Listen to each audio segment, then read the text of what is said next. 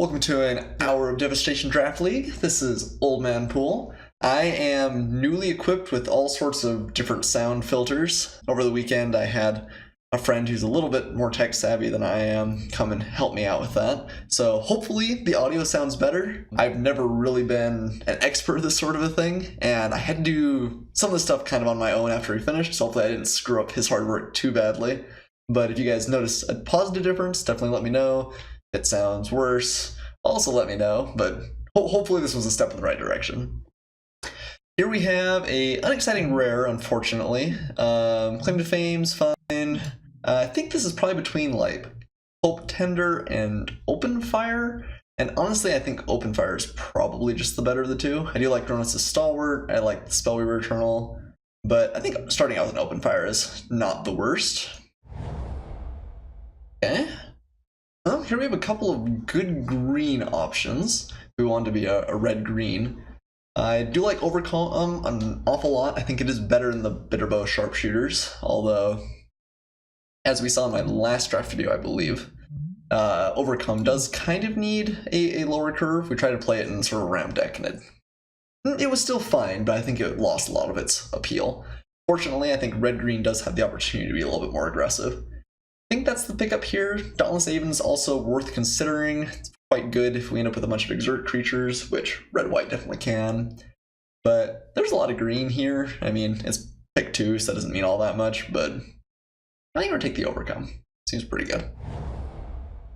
Ooh, there's an Obelisk Spider, which I have not had the chance to play with, but seems really good. The -1/-1 counter theme is definitely less of a thing in our Devastation, but it still is there. You can pick up some good candidates for it in pack 3.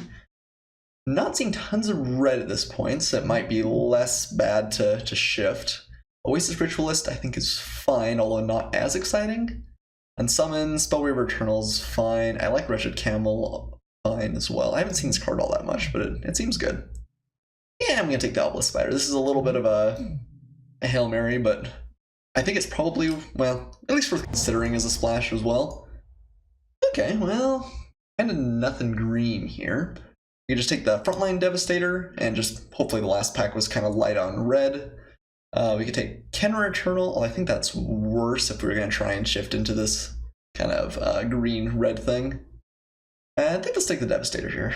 That seems like one of the higher power level picks. I like it better than the Kenra. And it fits with the Open Fire, which is one of the better cards in our deck. So there's another Ritualist. There's also another Devastator. Late Aerial Guide. I love Sunset Pyramid, but I don't think we can really justify taking it this early, unfortunately. I think it's really relegated to the sideboard most of the time. I do like the Devastator quite a bit. I think it's one of the better cards at the top end of red.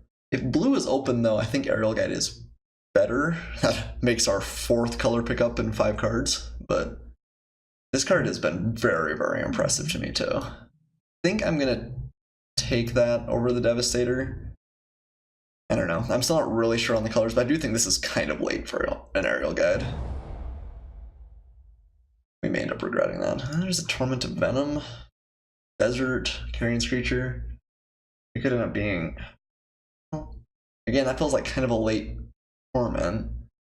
You just take the Desert of the Indomitable and say we're probably playing green with the Overcome. I guess it's probably between that. Everything else here is pretty unexciting. I guess we've not been very disciplined over these first couple of picks. I think I'm gonna take the Torment. We may end up being in a situation where we just need playables too, in which case maybe we should take all of the playables over the lands as we get them. It's another Devastator, it's also a Kenra Eternal, and a Spellweaver Eternal. Green's feeling kind of cut. I kind of like taking the Kenra Eternal to go along with our Torment of Venom. Maybe we end up black-red. Yeah, Spellweaver Eternal's tempting too, though. I don't know. Oh, immediately regret. Yeah, I should have taken the 2-drop. Okay, I do think that this is a very late Aerial Guide. I'd like to pick up Chandra's Defeat, but again, given our first couple of picks being a little bit all over the place, I think we need playables. So I'm going to take the Aerial Guide here. And there's a Spellweaver Eternal. So I think blue is at least sort of open. We definitely didn't really stake a claim there, though. Carrier and Screecher's fine. Didn't see lots of green, so I think I'm going to assume that's out. Well, this is a good sign. Both of these as blue cards coming this late are pretty good. I like the Eternal. I also like Unsummon. Cunning Survivor's fine. Yeah, so yeah, we're going to probably pull these out. It's a possibility we end up being black-blue. And it's a possibility we end up being black-red. So let's kind of see what our next couple of open cards are. We passed a lot of red and did pick lessons for our black go. And that's actually a pretty good pickup. I do love the Dreadlands, although Ominous Sphinx is actually probably close in power level. I was thinking that sold us on one color or the other. Actually an Ambuscade here. There's a lot of good cards. I think Overwhelming Splendor is a pretty good payoff for a ramp deck, although we are not in that deck. It's a little close. Ignore Dreadlands is just such a bomb if we end up with a couple more deserts, but I don't have a ton right now. Maybe we just take the Ominous Sphinx as a undercosted 4/4. Some random cycling upside. Don't think we can take the Ambuscade here. Yeah, I think I'm gonna take this. That leaves us a little bit open on colors. Dreadlands is so good though. If we end up with like one more desert, this card is just great. But I think we'll take the Sphinx. I think, again, we maybe have to be a little bit. So I do like the Eternal of Harsh Truths. It's quite good with the aerial guides we've gotten. I think Torment of Hellfire is actually a pretty good payoff late game too, though. It's possible this wheels. I feel like people are lower on it than I am. A couple of good green cards here, but I think that ship has sailed. I think it's really between these two.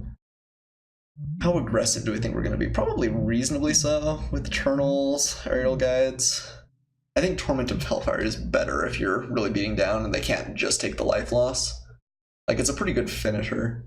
You haven't take the Eternal though. I haven't had the chance to play with it yet. I love Mistral Thief effects, aerial guide. Well, I don't know. This might come around though too.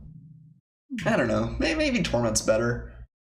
This is a rare. I haven't had the chance to actually see it and play or play with it, so maybe this is a little bit better. We're gonna get fewer chances to work with that.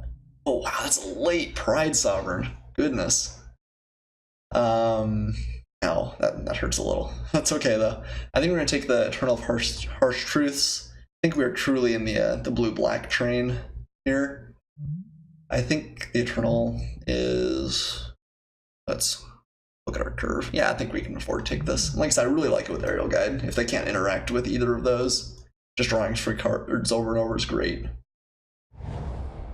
And another one. Well, you just have a deck of these. Wretched Camel's fine.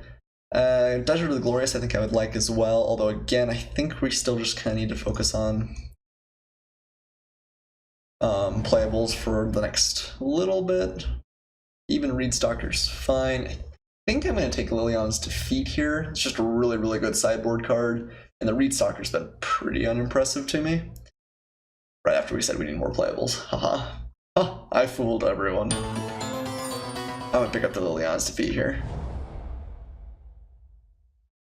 Okay, and hey, welcome to the stream, Chris V. Definitely see any fantastic picks, shout it out. I think we're going to take the Sinuous Striker over the Wretched Camel here. We have passed a bunch of deserts, but we don't have them in our deck, so we can't really take advantage of that. And Striker is one of the better things to get in the air with Aerial Guide as well. Okay, we're going to take a Spellweaver Eternal over the Kenra Eternal pretty much all day, but I'm happy to pick up another 2-drop here. Especially because I think we're trying to beat down. I think that's the plan. Okay. Well, no shortage of Eternals here. That's kind of funny. Means we desperately want aerial guides, but that's alright.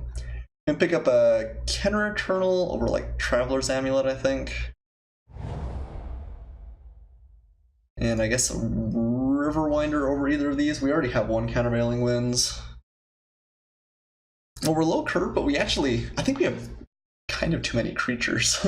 We'd like a little bit more just like good removal, good interaction to get all of our like Spellweaver Eternals turned on and getting in for damage. I am definitely glad we picked up the Torment over the Eternal. Okay.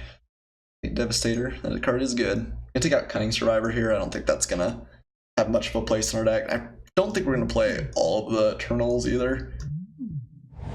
For as much as I said I like those, you can't reliably be getting them through. We don't have tons of spells. They get worse. Aerial Guide's kind of our main way right now. Ooh, well, if we didn't have in red, Insult to Injury would be great. Unfortunately, there's not tons for us here. Festering Mummy's kind of unexciting. I think we're just going to take an Even Initiate. I don't mind Ancient Crab, but that does hurt to pass. Pretty hard to splash, even with the open fire, though. You really want to be able to use both sides in one card, so I don't think we can really pick it up. You need 2 red to really make it great. Even Initiate's not bad, just maybe not what we were hoping for out of our first pick. Okay, bunch of good red here. The Emberhorn Minotaur, Blood Rage Brawler. I think we're just gonna take the Edifice. Edifice is a little bit clunky, but it's possible we end up just in kind of an aerial fight. And Edifice can stall up the ground board if we end up racing in the air. And I think that's better than anything else here. I wouldn't mind Splendid Agony, though, going with my wanting more spells.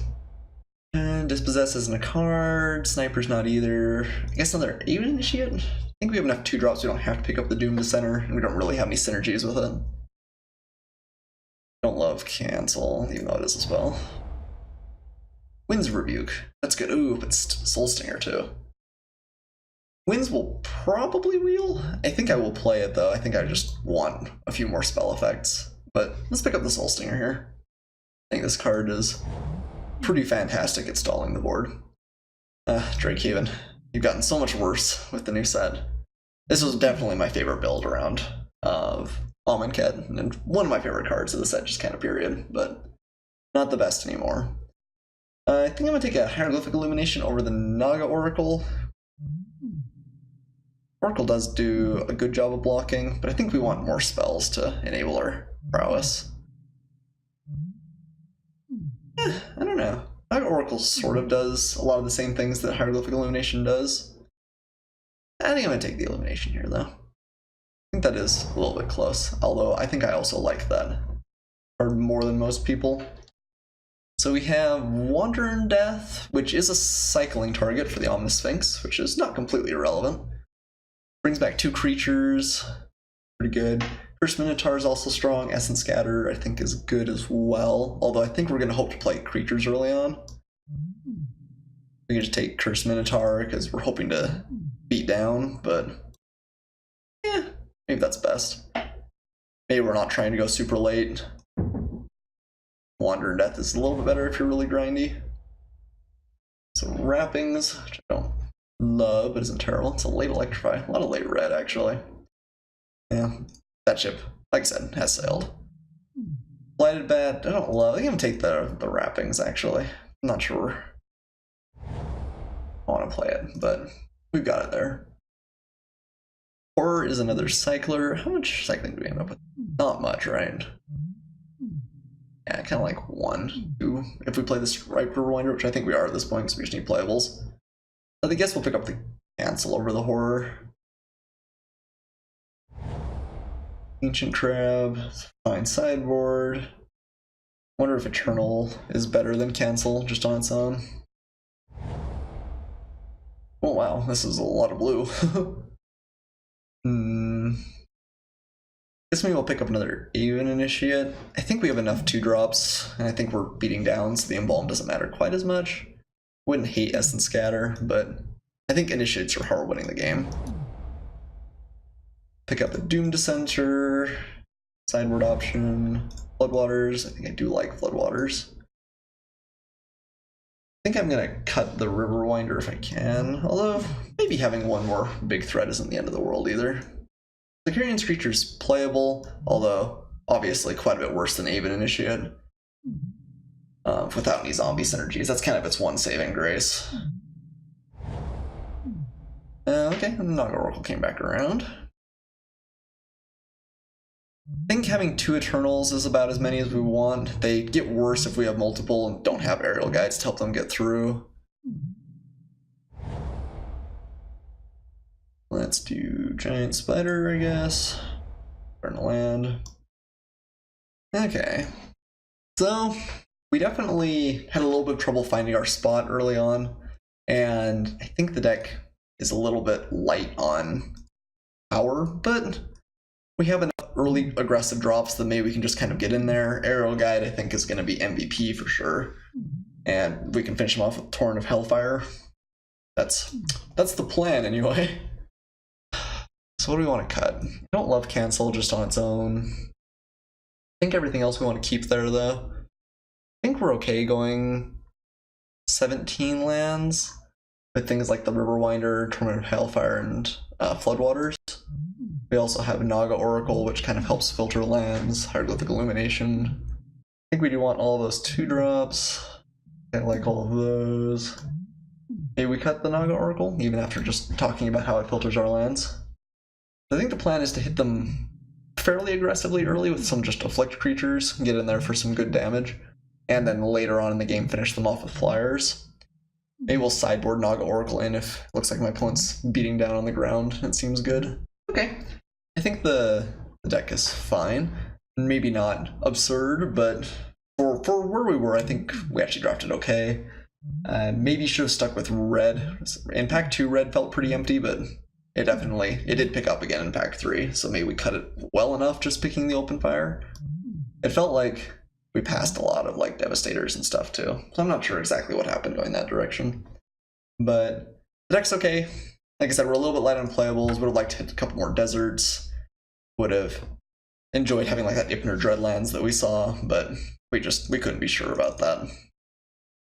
Do we want, I think we actually do 10-7, is that too much?